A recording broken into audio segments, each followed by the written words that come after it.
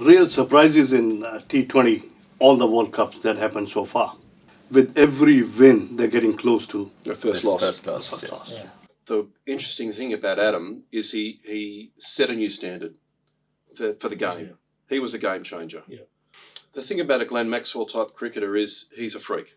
You know, New Zealand, for example, have only got 2 specialist batters outside of the keeper batsman. Yeah. Other teams have probably got 3, but that means the wicket keeper's got to perform. Because if they're not, they're putting a lot of additional pressure on the rest of the team. And Afghanistan is the team to beat in this World Cup. Mm. Pitches are favoring them, the ground conditions are favoring them. And like Simon said, the batting is clicking, the bowling is clicking. No one's talking about them. Yes, and they are underdogs. pressure. That means no pressure on them. Correct. Knowing South Africa, they can lose to any team. And Nepal, the only reason they lost is their, I think, inexperience. Talking about Australia, still, I'm just thinking if they manage to win this World Cup and they manage to beat India when they come over here, these guys should retire. I mean, what's there to play for? They got everything.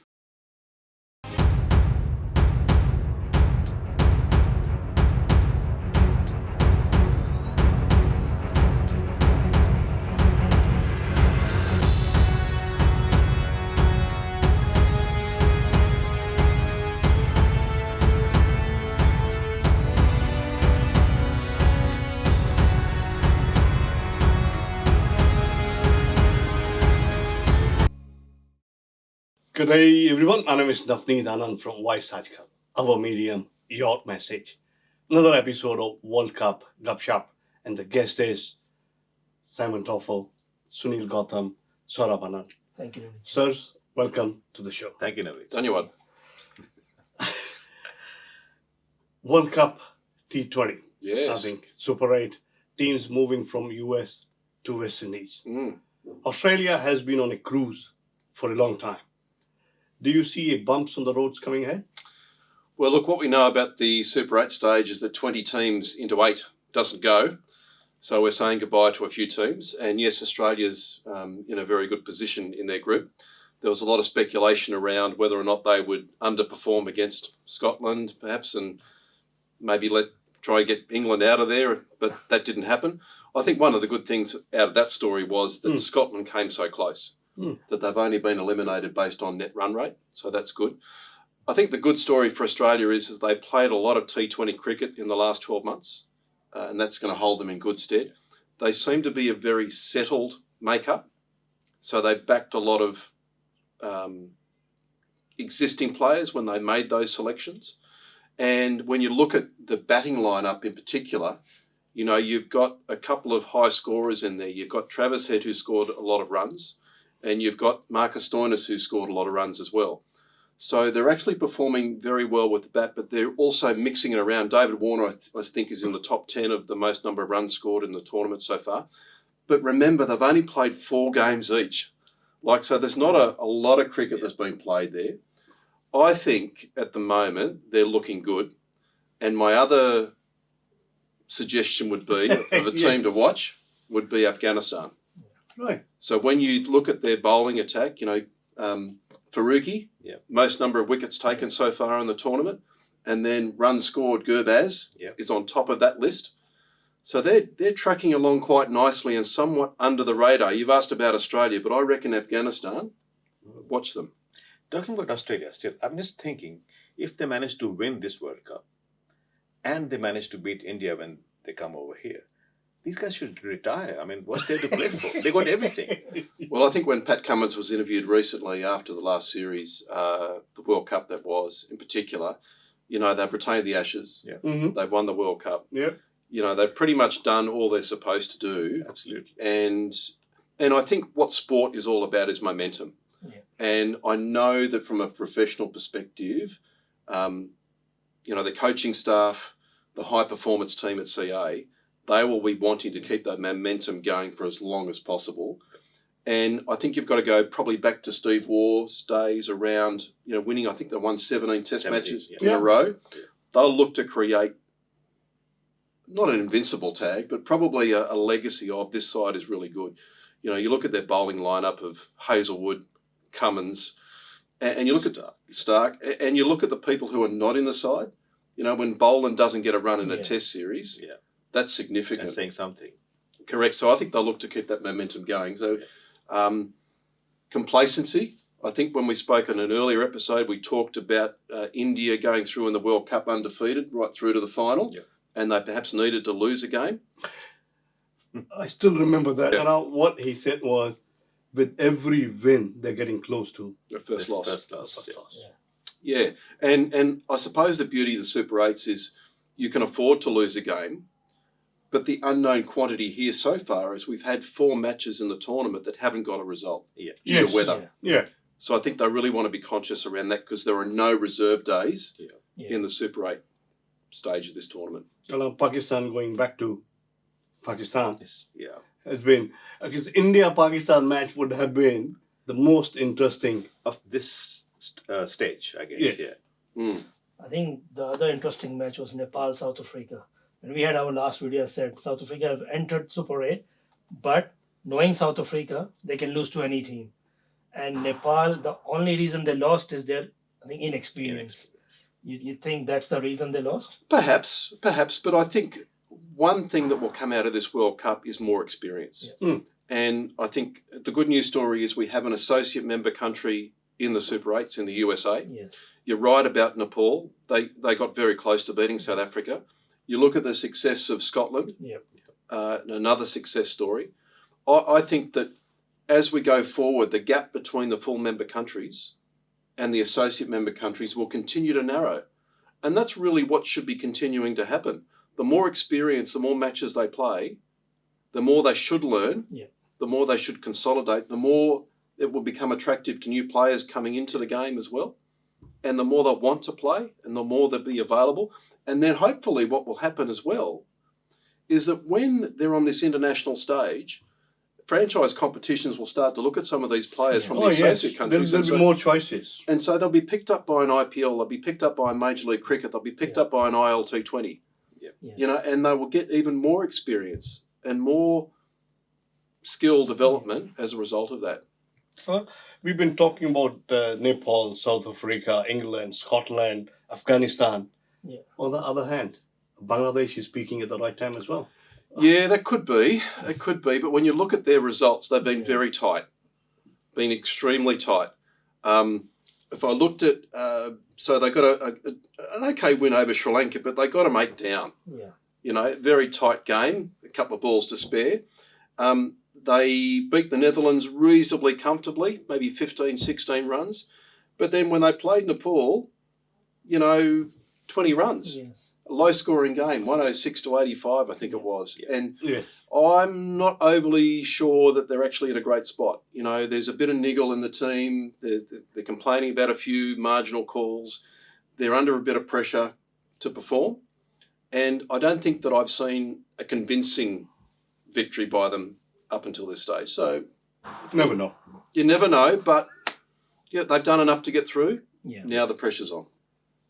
Talking about the associate countries, Simon, just for our information, what does a country need to do to get test status or at least start getting one-day international series against other countries? Oh, look, ICC's got some rules around attracting test status, and I think what needs to underpin that is a very strong domestic competition. Right. But you know, I looked at some stats recently around Test cricket. Now, Australia have played 11 Test matches in the last 12 months. Okay, and then you go down to Afghanistan, who was the last country together with Ireland to be given Test status. They played 2 Test matches in the last 12 months. And Ireland played, let me have a look, they've only played 1 or 2 as well. Yeah. They need exposure, but they also need to bring value and really competition standard to world cricket as well. Do we need more Test countries? I'm not sure that we're going to see more and more Test cricket going forward. You know, I think we'll see Australia play Test cricket, India, England, a bit of South Africa. But when you look at the trends of Australia playing 11, India playing 9, Afghanistan 2, Bangladesh 4, Sri Lanka 5, Pakistan 5, and obviously Scotland and USA playing none, Yeah. the trend forward for particularly associate member countries is going to be playing the shorter formats of the game. I'm not sure their future is actually in playing Test cricket because it's very expensive, takes a lot of time, and I don't think they've got the infrastructure to support it. So I don't see ICC necessarily looking to put on more full member countries at this stage. Yeah, so now we are in Group 8 stage, and as always, the favorites are Australia, India, and I would say West Indies also because being a host country. Let's talk about Australia. Do you think Maxwell, there is something going on with him? If you see his graph since one inning in that World Cup last year in India, where he single-handedly won the match. Apart from that, any other inning from October last year till now, you think he's struggling with his batting. He's chipping in with the bowling, but you can see he's struggling with batting and fielding, and he used to be the best fielder in the world, and he's dropping catches. The thing about a Glenn Maxwell type cricketer is he's a freak. Yeah, You know, he's probably one shot, probably one innings away from just exploding again. And I think he plays cricket on the edge, Yeah. and I think he brings that type of belief and confidence to the team where he is a super talented cricketer. Yeah. No question about it. So having him in the mix, having him in the side, having him in the squad provides extra options to the point where I think the rest of the team feel a bit more confident. But what I like about Australia at the moment is they're bowling well, they're batting well, they're combining well, and you touched on fielding. For me, the fielding is going to be the difference going Yes. forward. You need a bit of luck, but you need to take the opportunities when they come along. And so the run-outs, the catches, the stumpings, the keeping, all that sort of is going to be the difference, particularly in grounds and pitches where there's been a lot of tight results. There hasn't been too many blowouts. Now that all the matches are really going to be played in the West Indies going forward, you know, existing cricket pitches, slightly bigger grounds, Yeah. I reckon the fielding and the outfield catching close to the boundary is going to be the difference. You know, there has been real surprises in T20, all the World Cups that happened so far. Do we see any coming up in this one as well? Well, I'm not expecting the USA side to win the competition. I think we've had 9 T20 World Cups to date. No associate countries Ever won. I don't see it happening in this The particular final one cup, either. Yeah. But that said, what we have seen in this tournament is we've seen 2 full member countries being beaten by an associate member. And you mentioned Nepal before that got very close. Yeah. So I think over the history we've seen 15 full member countries beaten by an associate member nation. 2 in this tournament, nearly a third. Yeah. What I think the trend looks like is we're seeing the gap starting to close even further. Now, I'm not suggesting that's going to happen in the next 1 or 2 where you see an associate member, but instead of maybe seeing no associate member country in the Super 8s, we've now got 1. Next World Cup, we might see 2. Yeah. And then going forward. So it's always a progression, but it's a good trend that we're starting to see. Yeah. And I remember in the 2009 T21 that I did in the UK when the Netherlands beat England at Lords, and what a boil over that was. I think that's good for cricket. I think that brings a lot more attention and focus into growing the game, which is one of the core principles and pillars of ICC, is to continue to grow global cricket. And those stories actually inspire other people to say, well, if they can do it, why can't we? And so I think it's really good. And US have already qualified for the next World Cup, being in Super 8. Super So 8, they have qualified for the next World Cup in 2026. And that puts a bit more pressure on them too. Yeah. You know, because they've got to maintain those standards because people all of a sudden now have higher expectations for them. And so that means that USA Cricket really needs to start to look seriously at its processes, its infrastructure, and how it's actually promoting and developing their players. And more particularly, like a Zimbabwe, who's going to come through? Yeah. Who's actually going to replace the current crop? Yeah. And where is the pathway? Where is the commitment to investment and development in the pathway? Yeah. More pressure on them. You know, I was thinking, look, watching Matthew Wade in action, I'm a big fan of that guy. He's such a fighter, never really gives up. But then you zoom out and realize that such a big collection of fantastic wicketkeeper batsmen in the tournament. There used to be like, A. Gilchrist or a Rod Marsh. But now I think every wicketkeeper can win matches with his bat as well. Oh, look, I was at a function with Adam not so long ago for the Chapel Foundation where he was interviewed, and I think the the interesting thing about Adam is he set a new standard for the game. Yeah. He was a game changer. Yeah. You know, you can probably go back to Kalawitharana around opening and Jayasuriya, where they changed the game and they changed the way that openers would approach limited overs cricket. No doubt in my mind that Adam changed the approach for wicketkeeper batsmen. Yeah. And now it's expected. Yes. If you're not scoring runs, and I think we saw that, you know, with Alex Carey. Yeah. You know, if he wasn't scoring runs, all of a sudden his position as a keeper, as the best keeper in the country, was under pressure. Yeah. Now, so keeping is one thing, but you've got to contribute with the bat. And in a T20 World Cup like this is, people aren't carrying, the sides aren't too many specialist batters. Yeah. You know, New Zealand, for example, have only got 2 specialist batters outside of the keeper batsman. Yeah. Other teams have probably got 3, but that means that the wicketkeeper's got to perform, because if they're not, they're putting a lot of additional pressure on the rest of the team. Super 8, semi-finals, finals, you know. If we get India, Australia playing back in the finals, I think India would love to settle the score that happened in the World Cup ODI. We don't know who is going to be there in the finals. India and Australia are in the same group in Super 8. So it will be interesting to see who qualifies. I think India's got India, Australia, Bangladesh, and Afghanistan in that side. Afghanistan. Yep. And Afghanistan is the team to beat in this World Cup. The Mm. pitches are favoring them, the ground conditions are favoring them. And like Simon said, the batting is clicking, the bowling is clicking. No one's talking about them. Yes, and they are underdogs. pressure. That means no pressure on them. Correct. Big teams, they come with big pressure also. Yeah. So yes, it will be interesting to see who reaches in the semi-final stage. And I think that's one of the great things about a World Cup like this, when you've got 20 teams in the competition, you narrow it down to 8. Yeah. They all play against each other. Yeah.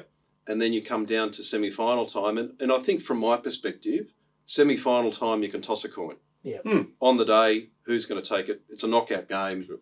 You know, one thing that we do have in the semi-finals is reserve days for bad Yes. weather if we need them, which is good, and a final. But it comes down to a bit of luck on the day. Who's up for it? In I think in this the group where India is the only team who are yet to play in West Indies. All other 3 teams, they have been playing in West Indies so far. So yeah, India might struggle with different conditions, different pitches, but with their track record, they go unbeaten till semi-final, final, and then see what happens. And then they win the finals this time. And talking about that, I think we must mention, obviously New Zealand are on their way home. Yeah. But the way at least one player ended it on a personal high got to be mentioned. That's Lockie Ferguson, right? Mm. 4 overs, 4 maidens, That's a world and record. 3 wickets. Yeah. Amazing figures. I think we're going to go a long time before we see that broken in That's a terms of world record, yeah. statistical. But I think New Zealand obviously will be very disappointed to be heading home. Look, when you go through again 4 matches, when you have no batter score of 50, when you have the highest score, I think Glenn Phillips was 40. 40, yeah. When you have your highest partnership 34, and you're not putting runs on the board. Yeah. Obviously, that puts a lot of pressure on the bowlers, and so I think they'll go home and they'll say, obviously that's what we identified. That's where we need to pull up our socks, and that's what we need to do differently. But they'll be incredibly disappointed to be going home at this stage.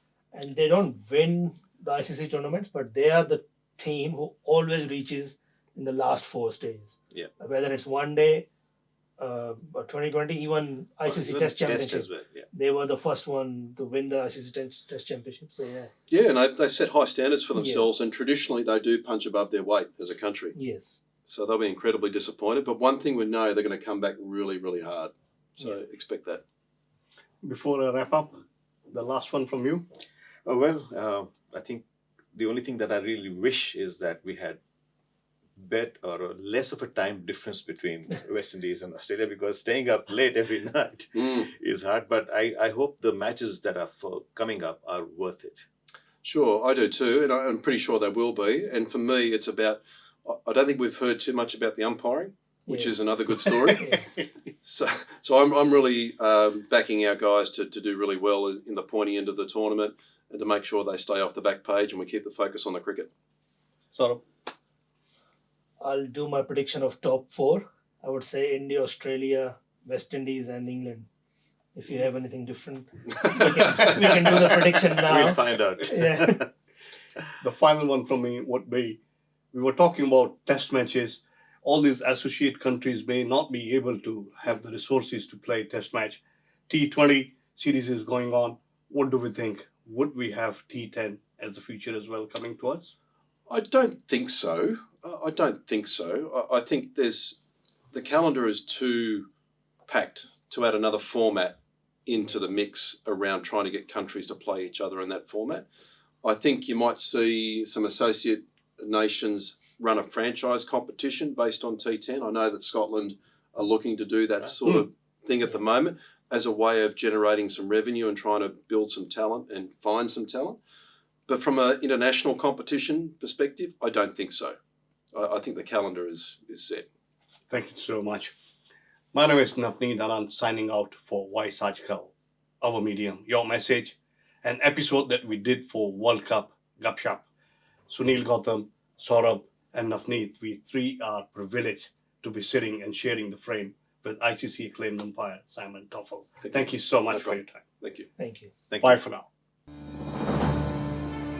Voice aajKal, our medium, your message. VG Times. Be with the times.